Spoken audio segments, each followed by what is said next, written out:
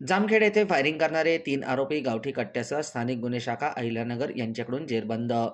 दिनांक 18 डिसेंबर रोजी फिर्यादी रोहित अनिल पवार याने जामखेड बीड रोडवरील हॉटेल न्यू कावेरी या ठिकाणी असताना हॉटेलसमोर आरोपींनी येऊन आणि त्यांच्याकडील गावठी कट्टा काढून फिर्यादी जीवे ठार मारण्याच्या उद्देशाने फायर करून फिर्यादीस दुखापत केली. याबाबत जामखेड पोलीस स्टेशन येथे गुन्हा दाखल करण्यात आला.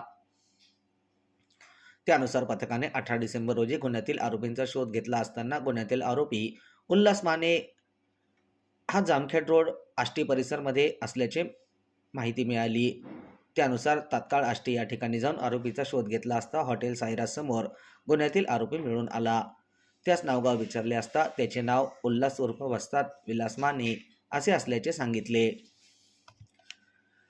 उर्वरित आरोपींचा शोध घेत असताना 19 डिसेंबर रोजी शुभम लोखंडे आणि बालाजी साप्ते हे वाळुंज गावच्या शिवारात अहिल्यानगर ते सोलापूर रोडवर जाणाऱ्या हॉटेल श्याम परिसरामध्ये असल्याची माहिती मिळाली. त्यानुसार पथकास 2 इसम मिळून आले.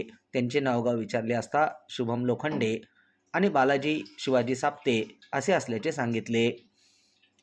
ताब्यातील आरोपींच्या कब्ज्यामधून गुन्ह्यामध्ये वापरलेला 30,000 रुपये किमतीचा एक गावठी कट्टा, 20,000 रुपये किमतीच्या फिर्यादीने काढून नेलेला CCTV कॅमेऱ्याचा DVR असा एकूण 50,000 रुपये किमतीचा मुद्देमाल हस्तगत करण्यात आला.